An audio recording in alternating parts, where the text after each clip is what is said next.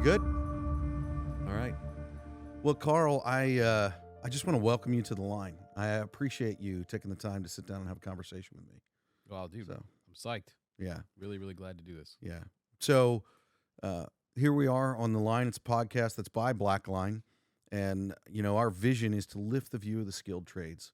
We've talked a little bit here beforehand, and I really enjoy when I get to sit down and talk with people, and they're people that I could have a whiskey with, or hang out with, and sit in some nice leather chairs and just chill. And so that's what makes this really fun and easy, because that's literally what we're doing right now. Yep. So, cheers, man. Cheers. Oh, look at that. So if you were listening and not watching, we just had to awkwardly, clink our glasses together. But yeah. So tell us a little bit about yourself, Carl. I mean, if we were talking specifically about the trades and kind of how I ended up where I am now, Yeah. is that sort of what you're looking? Well, I guess for people listening, Or do you want the high level what I'm doing and why we're talking? well, I want a mix of both. And I guess for those who are listening, I don't know if I would call you a celebrity, but I would say if someone's buying a pair of boots, and I don't know why it's specific to boots, but like I was saying, I think I told you this earlier with my wife. I was getting ready for this trip, and I'm going through our closet, and I'm staring at my boots, and it's like, she's like, "What's your problem? Just pick a pair of boots and go." And I'm like, "Babe, I'm sitting down with Carl, and I gotta pick the right boots. He's gonna judge me based on the shoes that I'm wearing." So I'd like your origin story in the trades, but also some people need to know what it is that you do. We're sitting here in your studio, and so you not only are a tradesman, but you also are leveraging the internet and the platforms and the technology that is there to help the rest of us. Yeah. Well, maybe the best thing to do is the way I actually started doing all of this was sourced from my frustration in the field. Yeah. So I was in, I remember it very specifically. We were doing a job, and I was at lunch or on break or whatever, sitting in the van. We had these E350 vans with diesels in them. They were great. I could tow around a generator. Didn't even know it was back there. And I was upset because I had bought these pants. I won't say which brand it was, and I just was blowing through them like crazy. And I'm like, come on, there's got to be something better. You don't have to say what brand it was. And I was buying my stuff off of Sierra Trading Post, trying to get it real cheap and whatnot.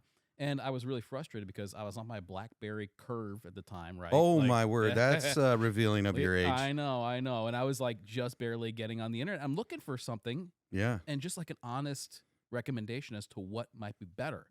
And nothing was available. It was just like advertisement after advertisement. Everything I would read, and every time I thought it might have been an answer to my question, it ended up being a sponsored post, which just totally, I'm like, that's a third-party advertisement.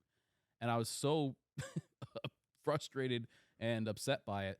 And that was honestly the little ember that started burning that created what I'm doing now. And it's trying to serve people like me back in 2008 or whatever it was. Yeah. Looking for the best whatever for my specific application and removing a lot of the hype behind it, So and that has expanded to what I'm doing now. It's awesome. Is hype how up here in these northern states you guys say bullshit? Is that how you do that? Well, I didn't know if we were supposed to. I don't know what the restrictions were here. Oh, okay. Authentic and real podcasts. So you say whatever you want. So okay, gotcha. All right. Well, all right, within reason. Fair enough. Who knows? We might get censored. I don't know. But the way I found myself in that van so long ago was I actually, when I was leaving high school, we did have shop class, but I was a musician, and I was like, that's what I wanted to do, right? Of course, headstrong and stubborn as I was, and I was like, all right, well, I wanted to go to school for music business. I figured I knew how to play. I just wanted to know the other side of it. Yeah. So I got accepted to the college that I wanted to go to, and it was around that time that my parents had divorced, and it was just like, it was a hard conversation, but it was like, look, college just isn't in the cards for us financially. Neither of my parents had gone to college, and they didn't know anything about student loans or how to do that. They were just like, look, can't do it. I don't know what to tell you. Yeah. So I went and got a job at the local auto shop. And this was one of those old auto shops that I don't think even exists anymore, where we did towing bodywork, mechanical, and everything in between, right? Right. And it had been around since the 40s, and I started off washing cars. By the time I left there, I had my Class A CDL, and I was like, Come on. running wreckers, and it was great. But at the same time, after I think 6 years I had spent there, I was like looking around at the senior guys and thinking to myself, I'm not sure that's where I want to be. They're making like $16 an hour. They're Yeah. broken, and I had felt like I peaked Yeah. in my early 20s, right? Like, Yeah. what else am I going to do? Drive the wrecker better, fix Right. more cars? And it was one of those nights of frustration that I left work and I drove straight to the tech school. I didn't even come home. I was just like so pissed off. I jumped in my truck. I drove to the tech school. And on the way there, I'm like, what can I do? Well, I don't like the idea of being a plumber. That just sounds bad. And I don't want to be knocking on tin. Well, you know what? My grandfather was an electrician. Maybe that's what I'll do. And so I just drove there in frustration, went into the admissions office, said I wanted to sign up for the electrical program, and I did. And that's where that began. And the next day I told my boss, I said, as soon as I can get a job out in the field, I'm leaving this place. And, sorry, sayonara. Yeah. Ended up getting a job with a guy whose vans we used to fix. Oh my goodness, that's funny. Mm-hmm. Wow. Yeah, yeah. So many things happen because you've just had enough, right? Yeah. Like you've reached your limit, and no matter what it is, I remember this is another thing my grandfather used to say. You didn't, do whatever it was, reach the goal you wanted. I guess you just didn't want it enough. Yeah. And it's until you want it enough that you're going to actually make that change. Yeah. So you got to get to that breaking point. Well, I think that's something too that I've been talking with a lot of people, and it's really interesting to me that the things that my grandfather used to say, that my dad said, that I used to be like, wow, that's cliche, or that's I don't know if I believe that. They all are true. Like, I remember the statement of being, you get in what you put in. Yeah. And it's like if you're going to work hard, then you can succeed. And it's like, listen, it is hard. Everything is hard. Whether it's what you're doing in talking about, gear and things like that, you have to build that over time. Whether it's learning a trade. We were just talking a little bit before we got started about the experience of people that are out there. And it's like the only way to get experience is to do it. Yep. And to do it for a period of time.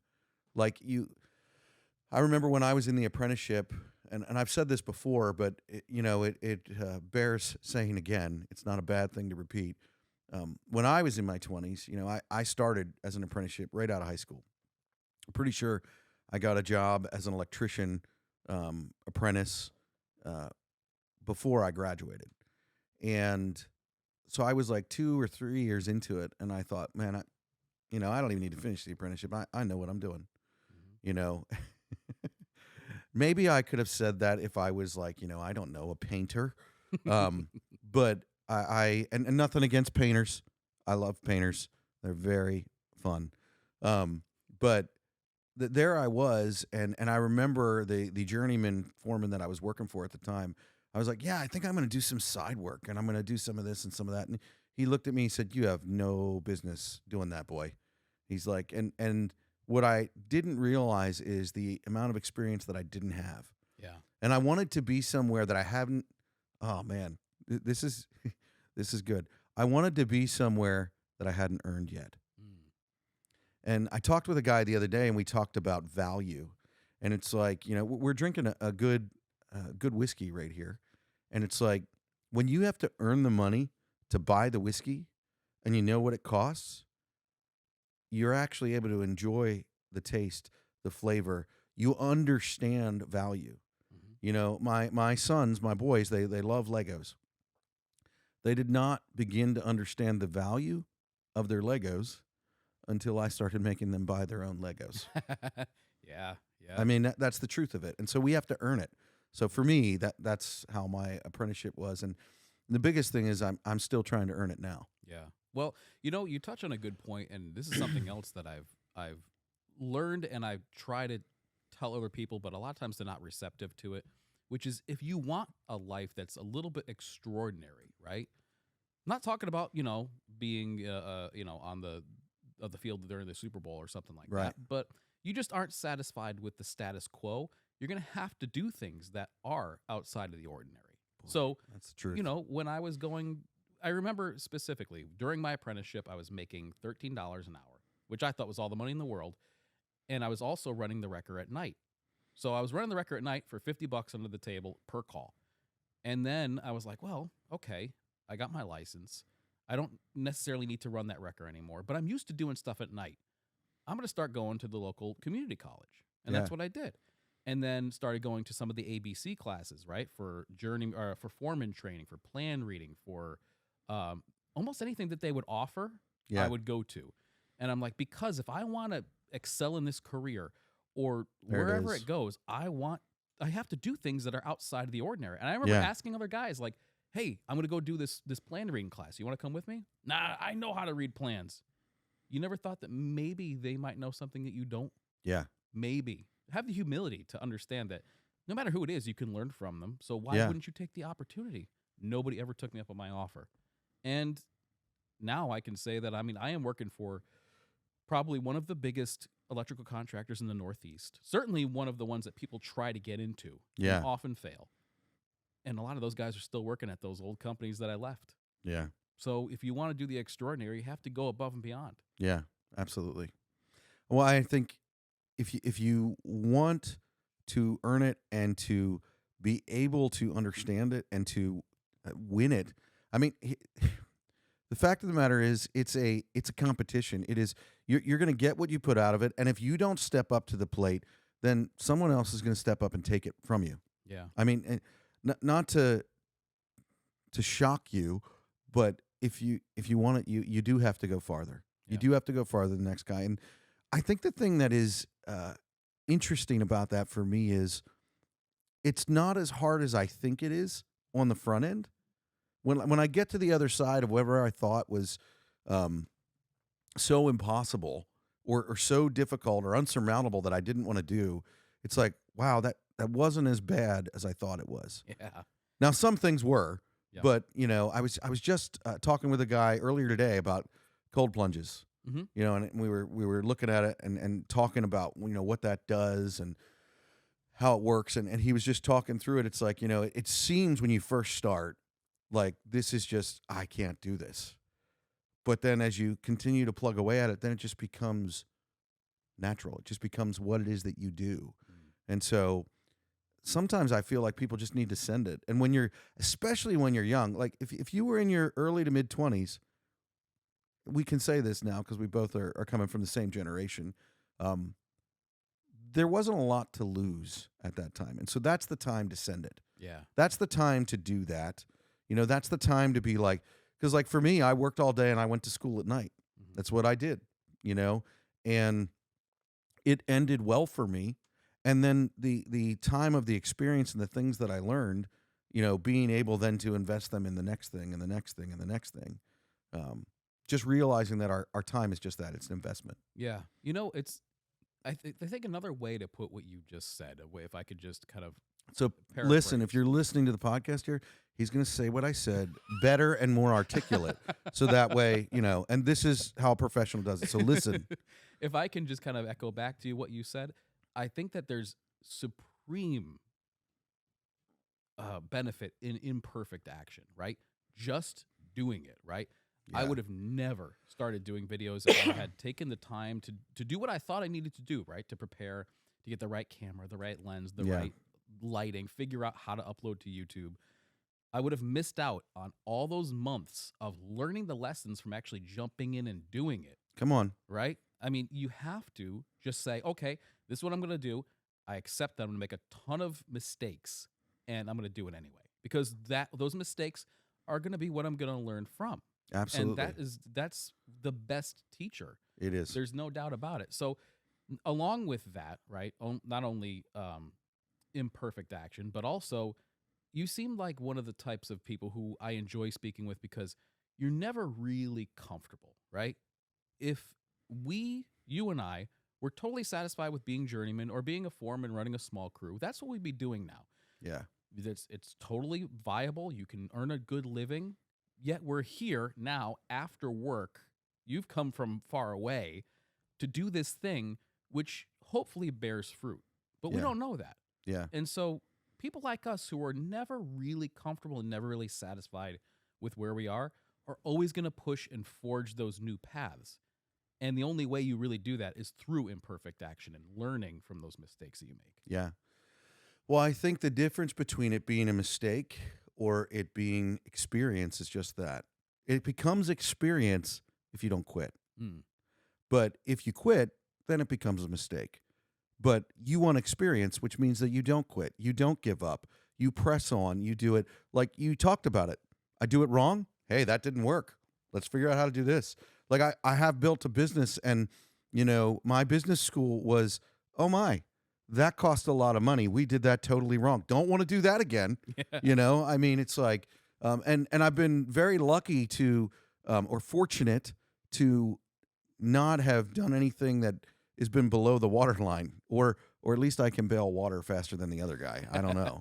But Well, let me ask you this. Did you ever come across people who were trying to be the gatekeepers of moving forward?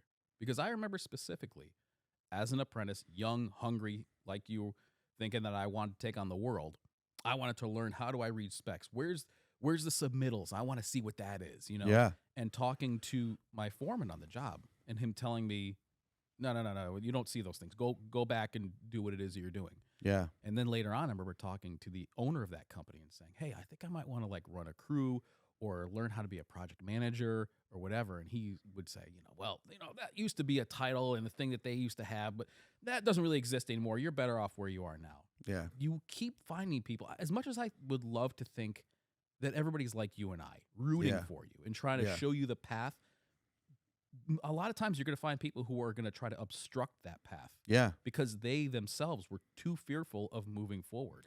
Well, and I believe that your desire to learn and grow, listen, and I'm not wanting to bash people, but the truth of it is, they're afraid of you succeeding and going through that, because that means and identifies that they missed it. Yeah. That reveals that, oh my, I should have continued to push. And what you have to do if you're in that situation, and you're a great example of it, it's like, listen, if you're at a place and they're not going to let you, if you have the drive and the desire to grow and they're not going to let you do that, then go where they are Yeah. going to let you do that. Right. And you don't, oh boy, this is going to get dangerous. You don't want to work for a company that wants to hold you back. Right. And that's coming from someone who owns a company. Like, you don't want to work for someone who's like, you know what, that title doesn't really exist anymore. No, you don't. Like, if I have a young man or a young woman that's like, hey, I want to learn more. Well, I'm like, well, let's show you the door. Here it is.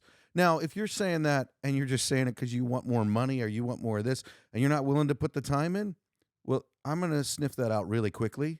And then I'm going to say something like, yeah, those titles don't exist anymore. Like, you know, I mean, the deal is you got to want it. Yeah. You got to want it. That's absolutely true. And, to your point, right? I remember I did a video about how to be a good apprentice. Yeah. And one of the things I said in there is show up a little early. Yeah. I remember our best apprentices, I'd go in, they'd be reading the paper or they'd be Yeah. on their phone or whatever. They'd just get an idea of how the day was going to go. Took them 10 minutes. Yeah. And at the end of the day, they'd stay 10 minutes later. And I got so many comments of people saying, I'm not staying for any time I'm not getting paid for. Yeah. I'm like, that's fine. But in 10 or 15 years, when you look back and that guy's your boss, Yeah. that time might have been There well it is. Well, and the deal is then you're not going to get anything that you're not getting paid for. spent. Right. I mean, it's just You're that right. simple. Again, you have So- to go above and beyond if you what Yeah. you want. And now some people, thank God, don't want what's above and beyond because we need plenty of people to, hang racks of conduit, Yeah. be on the pulling crew, whatever it is. We don't need everybody to be the chief. We need plenty of Indians. Absolutely. And there's nothing wrong with that if you don't want that. Right. That's okay. But if you're sitting there and you're complaining and whining about it, either step up or shut up. Yeah. That's what you have to do. Wow, I'm sounding mean. This is a great opportunity for me to shift gears a little bit. And we talked about this. And Carl, you're probably no pressure here, but like you review gear. Mhm. You know, the way that I first found you was I was wanting to know something, and I was searching YouTube, looking for, what do I want to know about this product? And you were posting videos that I could watch without choking back vomit of like it actually being a decent video to watch on the gear and a review. And I love the fact that you're I don't think, that anybody sponsors you in the way that people normally get sponsored, because I'm pretty sure that you're going to just say what it is, the way it is. And if they have a shitty piece of gear, you're going to be like, so I'm reviewing this product and it's a piece of crap. Yeah. You know? Yeah. There's no way you could do a sponsored video that is a decent review. There's no way. If I'm paying you to review my product, then I'm looking to get a return on my investment. And if that is going to be damaging to my company, that's going to be a big no-no. So Exactly. even if it's not spelled out in plain English, there's an assumed transfer of money for services. And you're absolutely right. Now, being able to do that is somewhat dependent on my ability to have make a living outside of it, right? Right. Now, I Right. don't need your money because I make my own, and I'm going to do this service to people who are watching because that's what I wanted. Right. And like you said, a lot of times that's where the cream rises to the top because so many other people are so savvy now. They can tell when they're being fed a line of bullshit. Oh, they can. So They can. people tune out and they vote with their views. Now, I am not the biggest, even in my genre, but I hope that if anything, I could try to be as honest and unbiased as I possibly can, given that we all have our own biases just based on preference and Oh, yeah. relationships that we've made, right? The guys who are behind a particular brand are good people. You want to see them do well, Right. but you have to remain neutral. That can be a tricky line to walk, but I'll make mistakes, like we said before. Yeah. I know I will, and I'm going to try to course correct when needed. Yeah. So with that, I ask people this question. What is a favorite piece of gear or a tool that Carl can just not live without, that you have to have? That is a tough one, man. I know it's, and even though I knew the question was coming, I still don't have a great answer. Although I will tell you this, if I did have to have one piece of gear, it would be the Victorinox Cadet, which is just this little tiny pocket knife. Has like 4 tools in it, main blade. I know exactly what it is. I carry one every day. Yeah. It's in my wallet. I've probably bought more and given them away as gifts because I believe in them so much, and they're cheap. You know what I mean? They don't cost much, but that thing has gotten me out of more binds than I can tell you. And the other thing is that it's not intimidating. Yeah. Right? If you're working in a finished office building with a whole bunch of stuffed shirts and you whip out a tactical folder, and then people are going to be like, whoa, whoa, whoa, whoa, where'd that thing come from? And you give the, So don't whip out your bench you give them mate. yeah. But when you have something like that, it looks more like a gentleman's knife. Yeah. So I like that. It's a gentleman's knife. I gave one to my sister. I've given one to my wife. I have several up here right now. I don't think that anybody's done it better. Because when you lose it, you don't lose your mind either. Right. You go, oh, that sucks. I bet you it's at the bottom of the laundry bin.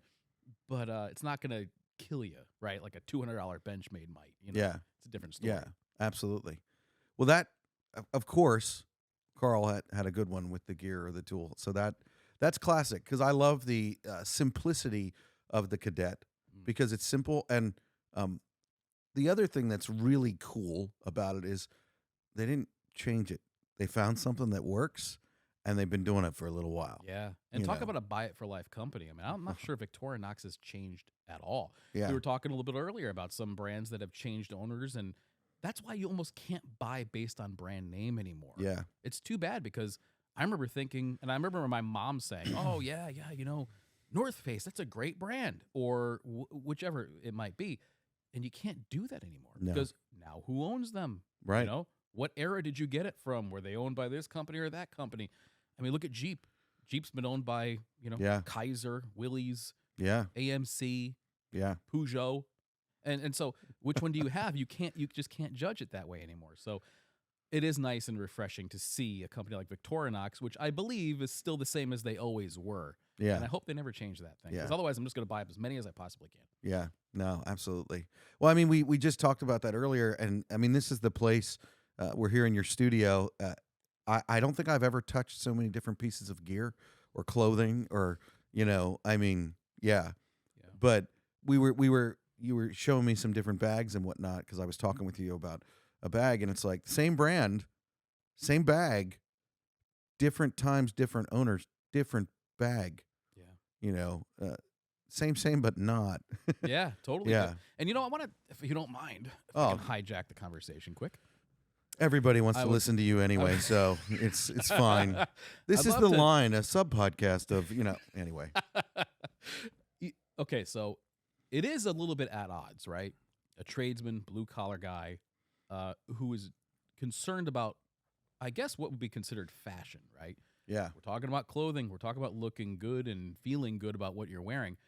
Those two things seem at odds. And it took some real stones to come out and say that those were the things that I liked. Yeah. Because that's typically a no-no in the hyper-masculine world of blue collar, right?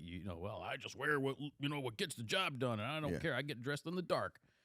But the difference is That's only funny because I've heard it. the difference is if you are willing to go above and beyond, and if what gets you the job is looking decent, then why wouldn't you take that advantage? And this is directly from my own history, so Come I can on. tell you what happened, right? I was a journeyman. I was frustrated. I wanted to be, a foreman. I wanted to run a crew. That was the next logical step. And so I decided I was going to buy some polos, right? I bought Carhartt polos, so at least I could just say, like they said, Carhartt on them. And so it was, legit workwear. And they had a collar, so you weren't a stuffed shirt, Right. but you were. I got you. Exactly. I'm following. It took a lot of consideration, right? Took care of my grooming, wore a polo, made sure that my pants were clean. And so we would go into these places, whether it was a commercial building or a high-end house. If you're listening, he took care of his grooming, means he started to bathe regularly. So at least once a week. yeah. And after a little while, what ended up happening is that the owner of the job, or the super or whatever, would come to me thinking I was Yeah. the boss. And it wasn't long before I developed a relationship with them, which really got under the skin of that same foreman who told me I couldn't take a look at the plans. Yeah. Same guy. And so now they started coming to me thinking I'm the boss because I'm the one who looks the most dressed up. And it wasn't long before that was the title that I had.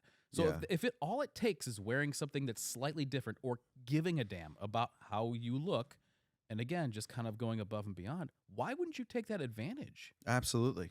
Absolutely. You did a video, I don't remember how long ago, a few months ago, a few weeks ago, because I don't pay attention to when they get posted. I just watch them when I want to know something. And you talked about working in a hospital and people kind of looking down on tradespeople when you were going to the coffee shop and whatnot. And you talked about, and I think this is really good to touch on. I'm glad that you went this way, because if we're going to lift the view of the skilled trades, this is one of the easiest points to push against to lift the view of the skilled trades. And that's how we present ourselves. Image isn't everything, but it does matter. And like you just said, an owner is now talking with you. I shared with you a story about how we present image with the vehicles that we drive. And it's like, it does matter. And it's one of the easy things if we can present ourselves in that way. And if you're in the trades and you're working in the trades, making sure that you're put together in what you're wearing and what you're doing, like, that carries a lot of weight and it's very effective. Sure. Well, there's a saying that my buddy Tony came up with, which I always thought was just never stated better, which was that the clothes don't make the man, but they do introduce him, right? Ooh, I like that. I know. I told him, I was like, I'm going to get that on a rough-hewn board and put it up here somewhere because that's perfect. If you're full of shit, you're going to be full of shit and just well-dressed, right? Yeah. But if what gets you the job over somebody else is just the fact that you look like you cared a little bit, Yeah. well, isn't that nice? Or just not looking like a slob. So many guys who I work with, they just go, well, it's function over everything else. And that has been the accepted norm for so long. Yeah. And I'm not saying we got to go out there in a three-piece suit, but you're a professional. Why wouldn't you take the advantage that really requires no more effort on your part? Yeah. And why wouldn't you take advantage of that? It boggles my mind as to why more people just can't accept that. And so many people are like, I see the comments daily. I don't care what I look like. I just wear what works. Yeah. That's great. Good for you. Yeah. Now pick up that shovel. Yeah. Yeah. Exactly.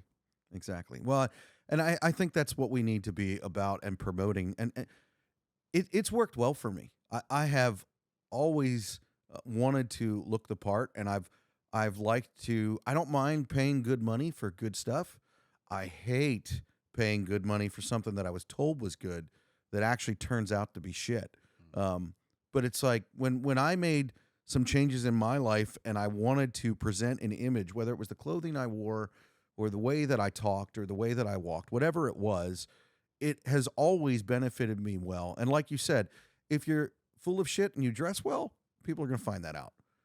If you're real and authentic and you dress well, it's like that's how you're introduced, then it's going to help that conversation happen faster and move faster. Right. And that's why we do that.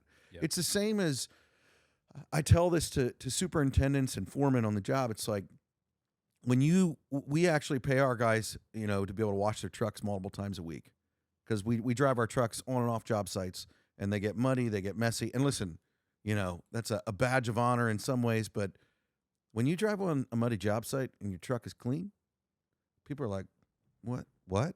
Who's that? Right. Like they notice. Sure. We actually don't advertise with big billboards on the side of our trucks, but man, we have a specific color that they are, and we make sure that they're clean. It gets people's attention. Yeah.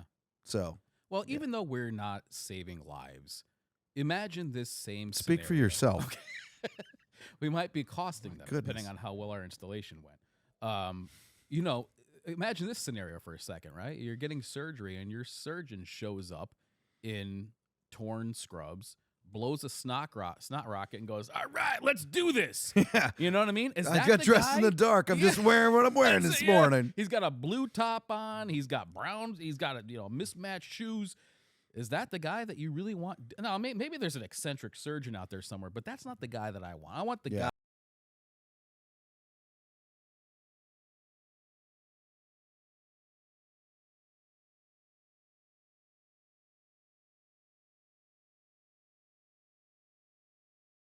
Why shouldn't we be the same? I mean, we're not surgeons, but is our job any less important? And I don't. Again, it boggles my mind as to why people don't see that. So we're both electricians, and anybody that knows me, that knows what I do now, yes, I did claim to still be an electrician. You actually still do electrical work. So I do think that typing and stuff that I do in my office is still in some way electrical work in some way. But what we do, it does matter like a surgeon in the sense of I think it's pretty darn important for hospitals to have power and for lights to be on. And I think it's something that we really take for granted. I don't think that we are as aware in this generation what it takes. And the reason I say that is the facts bear out because we're not investing in training. We're not investing in bringing up the next guy. And we're focused on this, and people are leaving. The guys are saying, hey, you don't need to learn that. They're now leaving, and they didn't teach anybody else to do it. That's a problem. Yeah. There's a lot of knowledge walking out the door. And this is something that I've brought up even to our company. As good as we are at what we do, and being, again, one of the premier contractors, I'm very proud to work for them. We let guys go who are 40 years in the trade without extracting some of that knowledge. Now, unless you had to work with that guy, you didn't get the benefit of his knowledge. I'm not sure what vehicle is best to capture that. I would almost wonder if a situation like this, a conversation that's recorded, right? Because some people are just, we had a foreman who just retired. He was great at logistics. This guy could just figure out how a job was going to go together. And why wouldn't you try to take advantage of all the experience that he's had? Why do we all have to reinvent the wheel every single time? There's no point. Why would you do that? Yeah. But back to your point about our job being as important as a surgeon. Very apropos. We are doing a neuroscience center right now, right? Wow. It's the biggest hospital job in Connecticut's history. It's almost $1 billion. It's going to take the next 4 years. That's where I'm going to be. And this is a project that has normal power, critical power, emergency, backup. There are class 3 rooms. There is so much intricacy to this installation. It's not just about power and lights as it would be in like a cubicle farm. Yeah. We have to worry about ORs and isolated grounds and surgical areas and all the care that goes into that. And maybe I got ahead of myself when I said that, we're not saving lives, but if we don't perform our this is the truth. then it could cost lives. There's no doubt Yeah. about it. We have to put the infrastructure in upon which everything else is built. We are the undergirding system that exists there so that when you go into an OR, it operates correctly to save your life. Yeah, yeah. One of the things that I love to say as an electrician, my son, I don't know if you do this, but as any tradesman, we drive past a job and like, Dad built that. I'm like, Dad built that. And my son is now 15, and so he's developed a gene that is predominant in my family. Evolution and time have not been able to eliminate it, and it's the smartass gene. And so we're driving past this job, and I'm like, I'm really proud of it. And I'm like, I built that. It looked really cool. And my son is in the back, and he goes, Dad, I thought you were an electrician. I didn't think that you were like a contractor, a drywaller, a carpenter. And I'm like, all right, be quiet. And so I had this really, really good line. So if you're listening, son, this is for you. An electrician, he brings life into the building. You can build a shell, but what we do brings life into the building. And I'm not taking away from the iron worker, the carpenter, or the drywaller, because the deal is I can't wire stuff up or put the wires in a wall that isn't there. And that's the other thing that I think that in the trades that we just suck at, because we have this mentality of it's us versus them. Yeah. And it really should not be that. It should be we are the team that is bringing this building to life. And we all need to come together in that. Well, I might not have set the steel. Man, I'm making it that the lights can come on. Well, you might not be the guy that is hanging the drywall and pouring the concrete. Although if you're an electrician, you do pour concrete. That's a thing. But, you might not be that guy. You are the guy that's wiring it up so that those lights in the OR work, function. And you and I both know how big of a deal it is to make sure the grounding is right. All of those things, it's very, very intense. Oh, there's no doubt. Yeah. And the higher up you get into the installations, the more complicated they are. Absolutely. I did a casino before this. You're talking about people who are losing, dollars and cents. Did we just go from hospital OR to casino? Well, it's more or less the same. Okay. I mean, it's a gamble either way. But you know what? I would love to get your take on this, because there are very few people I can talk to who understand where I'm coming from and understand the culture of the job site, right? Now, we want to expect more of the workers, but at the same time, just to look at it from all angles, when we don't treat them appropriately or of that level, then why should they do any more? And I'll give you a specific example. On the job that I'm working on now, the guys have to park 3/4 of a mile away. Oh, I hate this.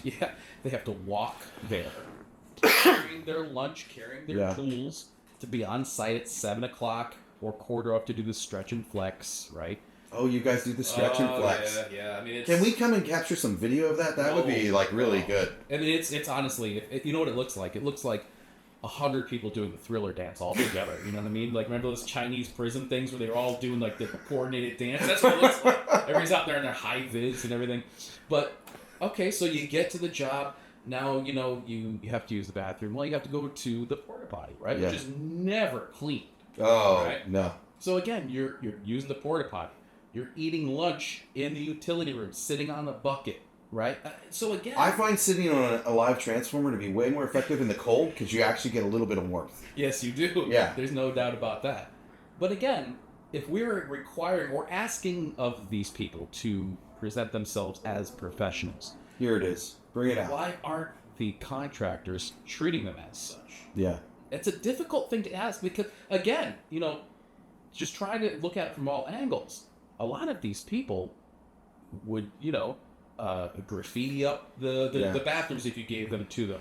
If you did give them a nice lunch area, it would be full of trash. And now, I'm not saying from everybody, but you can't tell me that doesn't happen. There's a reason that the contractor parking lot, when everybody leaves, is trashed. Right. But I wonder if there's not a bit of a symbiotic thing happening there, where they go, well, they don't expect much of me. They expect me to be a pig. That's what I'm going to do. And if we can bring everybody up to realizing that they are a professional and try to, again, elevate their view of themselves and what they expect of themselves, then maybe it could be a little bit of reciprocity from the GC or the site that you're on. Yeah. It's just, again, it's tough, right? I want to expect this of you, but I'm not going to give you any of the the benefits that come with that. Right? I'm asking you to be a professional and present yourself well, take care of your grooming, but at the same time, you have all these downsides that have always existed. I don't know if the chicken or the egg comes first, but something has to break that cycle. Well, I don't think it matters which one comes first, because the fact of it is that we need to step up to the line, and we need to do that. That's what we need to do. And so I don't know what you're going to do, but I know what I'm going to do. I'm going to fly and I'm going to drive across the country talking to different people and telling them that they need to step up to the line. And I'm going to do that in my own company. And I'm going to call everybody that I work with to do that. And I'm going to challenge them to do it. And I'm going to call you out if you don't. That's what I'm going to do. So if what you're saying is true, and in some way I find out that you're not being true to what you're saying, then in my little meager way in my platform, I'm going to call you out. In the same way that you troll people that call you out. I don't know that I could ever do it as good as you do, but that's what we need to do. Yeah. We need to call people out and challenge them, and we need to expect more of them. Yeah. Like, here's a little one for general contractors, and I've spent my entire career being a specialty contractor, and I say that, and I want to even articulate this. This is important. I do not like being called a subcontractor. We are a specialty contractor, and every contractor is a specialty contractor. Because they're not below the GC. Most GCs are just, and listen, none of us can do it alone, but you tend to feel like you are better than, and you are not, because you can't build the building without your specialty trades. You can't do it. And so what I would challenge general contractors to is to step up to the line and say, you know what? We are going to expect the best of you, and we're going to give you the benefit of the doubt in that way. I remember being in a meeting with a GC, and because I was an electrician, they had to invite me to the table because no one can speak electrical. You know, I mean, if you were a mason for however many years and now you're a PM, or if you went to college but you didn't learn anything about electrical, you can't speak to it. You know, it's like you just can't. And so that gets us places that we wouldn't normally get to be. And I remember being there. And the general contractor was there. He had nice shoes on. He had nice pants on. He had a nice stuffed shirt on. And he's like, well, we're here to protect you from them. Like, he literally said, we're here to make sure that we keep that separation there because they're the dirty, unclean. And this general contractor, they have a reputation that that's what they do. And that's how they market themselves. Yeah. That's a problem. Yeah. We're your buffer. Exactly. Yes, you don't have to deal with the dirty, rotten construction worker. And listen, we've come by that term honestly, but I think the other way that we elevate the view is those of us who are out there doing the work, hold the guy next to you accountable, or girl, you know, hold them accountable to be like, hey, do you really want to be wearing that? You know, right. You got some vomit on your flannel from last night. Maybe get a new one. You know what though? I'll take what you're saying a step further. I would imagine that if you had a contracting firm, if you were an electrical contractor or HVAC or plumbing, and you made your company the one that people wanted to work for because you expected more of yourselves. The same way that the SEAL teams do, right? I mean, like, they're looking at the guy next to them. I like where you're going. This is the guy who's responsible for my life. Yeah. And you cannot be a part of our team unless you meet that expectation. And if you falter and you can't catch back up, you're out. So that when this contractor rolls up, you know what they're made of. This oh geez, we got the, you know, again, I mean, if I could use the you know, the special ops or SEALs or whatever, the equivalent of that in the electrical world or the plumbing world or whatever it is. Whatever it is, yeah. So you come in and, oh boy, people know that you hold yourself to a high standard and everybody else on the site knows it, because even to work for that company, to have that company's logo on your hard hat, you have to be made of a certain stuff. I don't know if that's too lofty a goal, but if I had my own company, that's what I would want to try to strive for, is that we're going to get every possible benefit of the doubt, and we're going to treat you better than anybody. But you got to reciprocate. Yeah. I haven't seen anybody do that yet. I'm not sure it's not too pie in the sky. But I don't think it is too lofty, because I think what you're actually talking about is culture.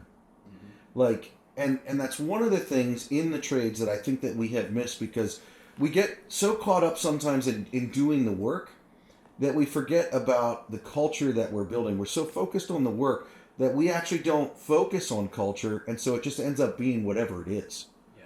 And when we invest, and this is coming from, for me, our company really changed when we decided to invest money in culture. And I can speak to this because it was really hard for me because I can't put my hands on it. And it costs a lot of money to invest in culture. Like, you know, construction, it's like electrical in particular. Copper wire is like going to the casino, man. I mean, seriously, we would get quotes on copper wire, and the supplier or the vendor would be like, and this quote is good till 5 p.m. You know, it's like, out of the items, yeah. especially now. Oh, Yeah, it's crazy. And so, but it's hard to make money. I know it's hard to make money. But if we invest in the culture of our people, and then we demand that they meet that culture, two things happen. One, it draws people who are attracted to that culture, who want to be a part of it, and it forces the others. You don't even talk to them. They're like, this is not the kind of company for me, man. I'm out of here. And listen, I'm saying it because I've seen it. I've done it. I've watched it take place. I have watched people come to our organization and take a huge pay cut because they're like, I want to work here. Yeah. And I'm saying this as someone who's been a part of building a company. Jury's still out whether or not we're successful or not. I'll let you know when I'm dead. So, but the fact of it is, when you invest in culture like that, I've seen this happen, where it attracts talent, it attracts people to it, and money matters, but it is not everything. And it attracts those people to it, and it deflects those. If you're looking at the bottom line, if you're willing to make that investment up front, it deflects those that don't meet that culture. You save a ton of money not investing in someone who doesn't really want to be there. Yeah. Yeah. And imagine the people that you would attract. Yeah. Right? Like you said. I can imagine them, because some of them work for our company and they love our culture, and I'm like, why didn't I do this like 10 years ago? Yeah. Yeah. And the companies that are going to be left behind, because you're drawing from that labor pool with just shrinking. Yeah. And getting the best of the best. You know, you're almost untouchable. You're your own gravitational force. Yeah. Bringing people in. I mean, that's very powerful. Well, I think that's a way that we can elevate and we can change it. Another thing that I want to go back to that you talked about earlier, and I want to push on this again, because in the industry, in the construction world, in the trades world, I do not know why some of the old timers are like, well, I don't want to. I have this happen a lot where people are like, well, I need experienced help. I need experience. Maybe it doesn't happen where you are, but it's like, you know, our people, and I love them all, and it's because it's been ingrained in us as a society and a culture for the past 50 years. Well, I need experienced help. Well, how are you supposed to get experience in what we do? Like, how are you, if that old timer that's leaving isn't training someone or teaching someone or mentoring someone, how do they learn? Yeah. And so I just want to call out, if you're the guy saying, hey, I need experienced help, and you're not mentoring, you're part of the problem. And you need one, what I said earlier, I'm calling you out because you need to be called out, because I get it. It is easier to do the job yourself than to take the time to teach someone else how to do it. It absolutely is. Right. But it is not sustainable. Right. Not only is it not sustainable, but when you train someone like that, and you've experienced this, I believe, and I've experienced this, you train them to do your job, you're able to move to the next job. Right. Right. A lot of people, though, they have the mindset of, now you're going to take my job from me. And it's like this scarcity mindset. No, you're not going to take that job. I mean, if anything, now you're going to be seen as a teacher who is an asset to that company, Yeah. creating more great workers. Absolutely. I think what we're starting to see, though, now, it used to be, when I started, and I think I caught the tail end of this, and so you probably did too, was the old job site culture, where the guy who was running the job, whether he was the super or the project engineer or whatever the title was, used to do what you do. Yeah. Now what we have is a lot of kids with iPads and construction management degrees who have no clue what we're doing. And I told you a story earlier about Yeah. the guy with the windshield in the excavator, and it's like, Which was hysterical. I can tell it again if you'd like. We have a lot of people who simply don't know what we do and how we do it. And I don't mean, I say this because I remember seeing this very specifically. I don't mean that you spent a summer working for your dad's company. I mean, you worked for several years in a place where nobody knew your name, nobody gave a shit. Yeah. Where you were treated like everybody else. Yeah. Because if you get the silver spoon treatment, then you're not getting an accurate representation of what it's like out there. I can't tell somebody to go run 4-inch rigid conduit in a parking garage if I've never done it myself and know the challenges that come with actually raising up your arms, feeling your jacket lift up and expose your belly, and feeling that freeze that comes through in January in Connecticut. How are you supposed to understand that if you've never done I it? can feel it right now. Oh, that's awesome. Although I can't lift 4-inch rigid above my head anymore and run that. So unless we're using a scissor lift to get it up where I need it to be. And now there's a whole thing, ladders last. Have you seen that? They're trying to eliminate all ladders from job sites. Everything's going to be a scissor lift. So, we're seeing things change. And I understand that sometimes it's for safety and sometimes it's for the better. But I think that is one thing that I miss. I miss seeing the guy who was just a little old to be handling the tools because his body was breaking down, but the knowledge was there. Yeah. He was the guy overseeing the job, and he almost had just precognition about what was going to happen on the job because he had seen it so many times. Do you know what that's called? Experience. Experience. Yes, and it seems like that is something that is just, it's a finite resource that's disappearing. Yeah, it is. It is. But we can change that, and I believe that we can change that. And we have new tools and things that we can do. Like you said, is it sitting down with the logistics guy and recording a conversation? It's like we can actually take that, and it's not 1 = 1 anymore. We can take that with technology and things, and it's not perfect, but we can multiply out and actually touch more people. And if you want it, if you want to learn, there are places that you can do that. There are cultures and companies that are willing to do that. And like you said, people are going to go there. Yeah. If that's what you want. That's it. These places attract people. There was a reason that I went to the contractor that I'm looking at now. It was a place that I always wanted to work because they were seen as the premier contractor. Yeah.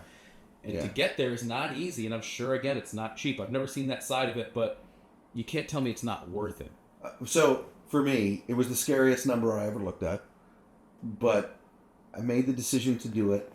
And we did it during COVID, so I probably wasn't in the right mind, just because the world was on fire. Hold on, guys. Pause real quick. Sorry. Mm-hmm. This has stopped. I don't know if you did something, but I just looked down as you saw, and... Well, that's fine. I can take time to breathe. It's not any worse than earlier today. We were doing a podcast, and everything went dark in the I'll tell you snow. what, though, this has been a good flow. You got a great voice, by the way. Oh, You really do. We established early on that I don't have a face for this, but I have a voice for it. You got a good look. You got a good look, too.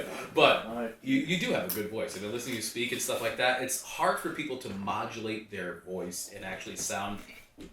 to be able to listen to somebody speak for a long time, it's not an easy thing for somebody to do because you have to understand the kind of sentence flow. Do you know how you build that? I can explain to you how you come to that point. You yell at people as a foreman for years and years and years and years. That's what you do. Yeah, maybe there's something to it. Who knows? Well, I must say, and I know we're not done yet. He's going to fix that, and then I was literally getting to the point where I was going to start asking you some questions. Sure. To wrap it up, but I must say, Carl, one, it helps that you and I have been in the same trade. It does, but you are real. I love. I believe, and I don't know you from Adam other than watching you online and seeing that you just tell the truth whether people want to hear it or not. Yeah. Whether we're talking about gear or having a conversation right now, and it's like we got to do that stuff. Yeah. We got to be having that conversation so that people can figure it out. You can't make a good decision. Okay, here again, this is something I've totally learned in the field, right? Yeah. You can't make a good decision based on anything but fact. And I remember somebody telling me this is something, again, one of those phrases that I want to put on a board somewhere. Is the only thing worse than bad news is bad news late. Tell me, right? Tell me what the deal is so we can get ahead as soon as possible. And I will say that's one of the things as a foreman, you have to be approachable.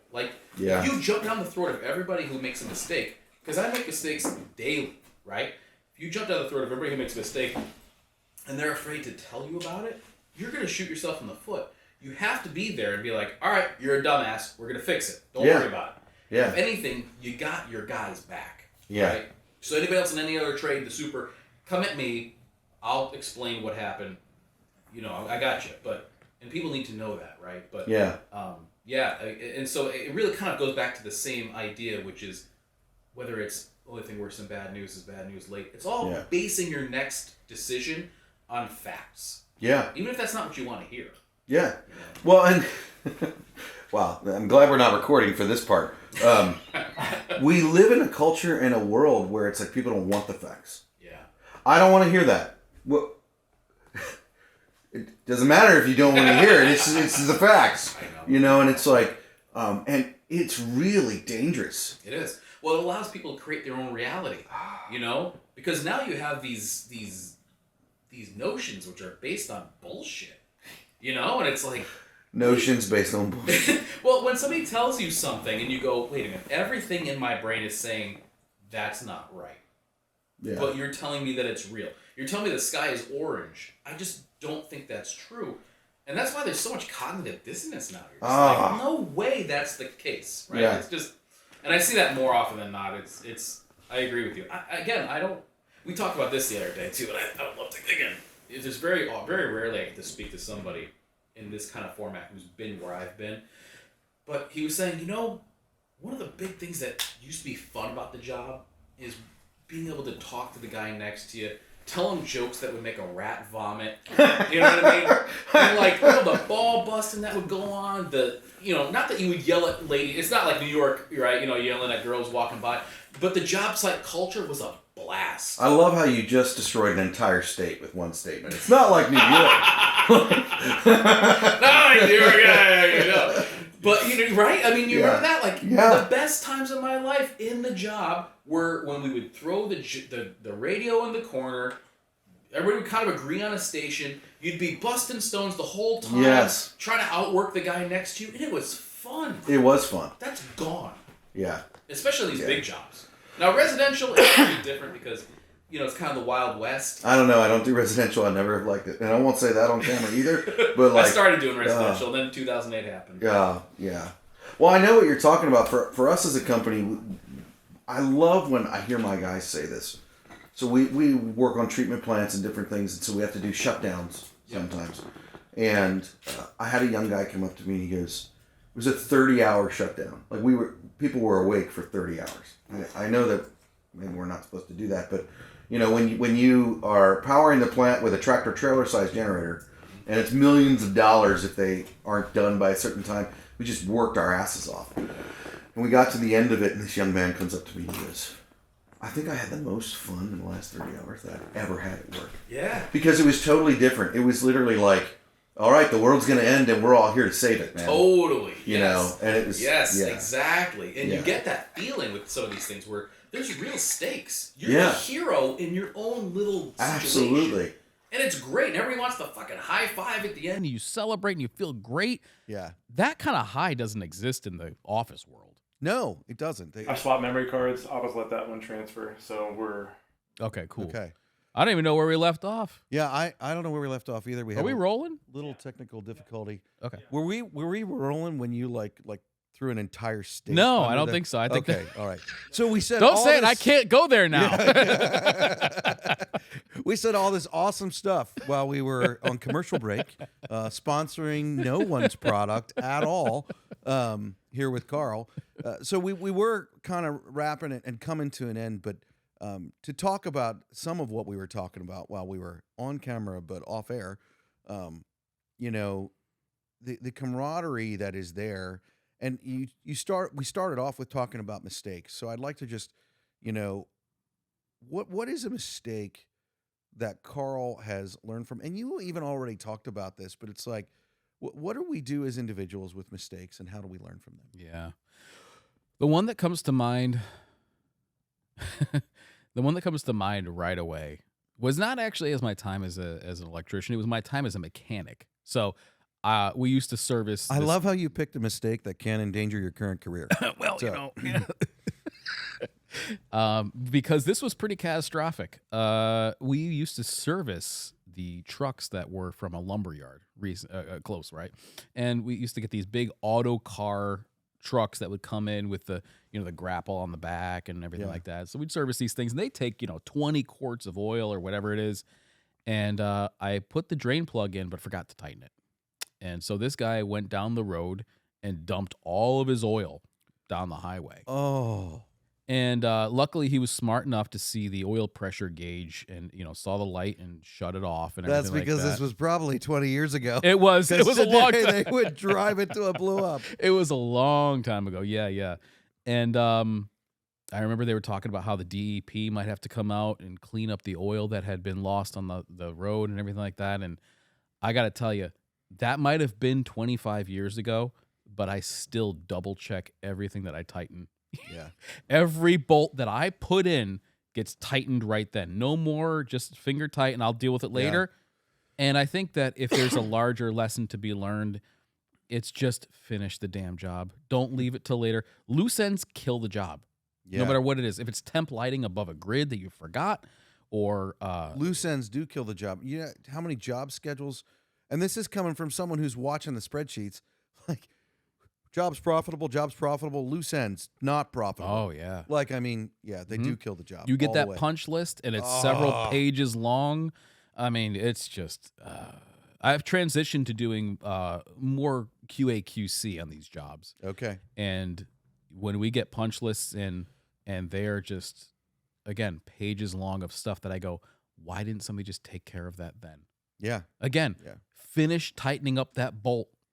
Do the job till it's complete so we don't have to go back and revisit it. Because to remobilize and to set up another ladder or now get another lift and go and finish up that job takes way more time than if that guy just completed it in the first place. So that's a lesson that I certainly learned the hard way and have carried in my back pocket ever since. So learn from Carl. Make sure the bolt's tight. Yeah, Double check it. Tighten your drain plug. Absolutely. Tighten your drain plug.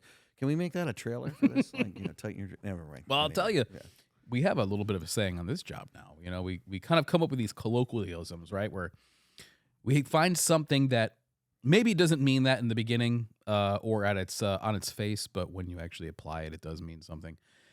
And this was a little crude, but we've just been saying, handle your shit.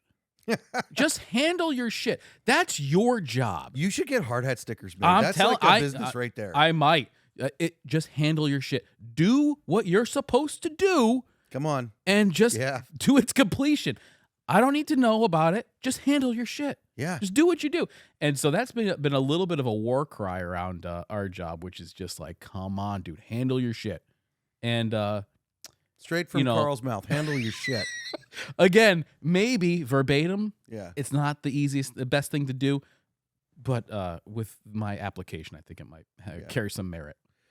I just am curious, when you're saying that to people, are you wearing your Carhartt collared shirt so that you look like all impressed? Oh, right. Sorry.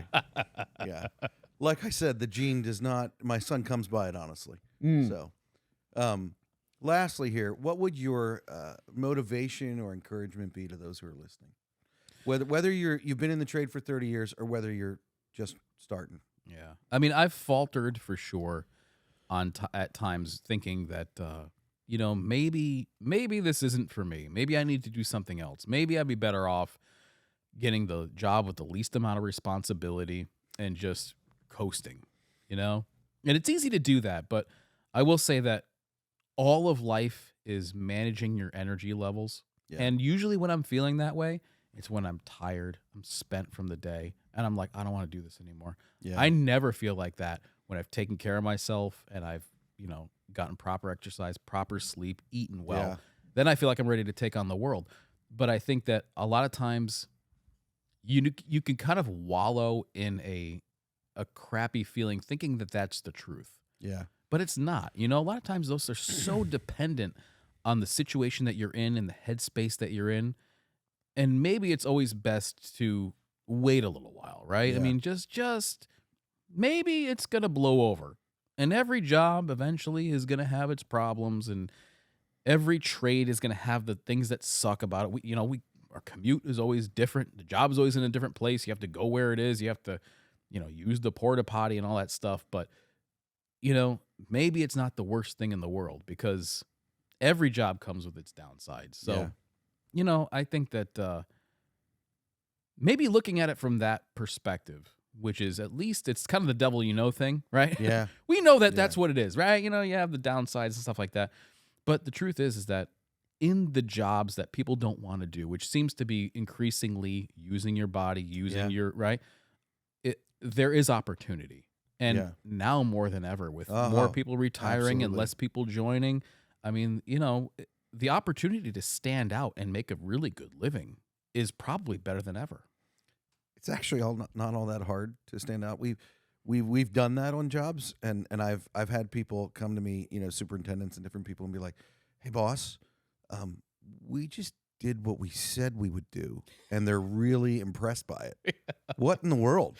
Isn't it amazing if you do the bare minimum? You show up on time, you do your job, you stay until the end, you look like a rock star. Yeah.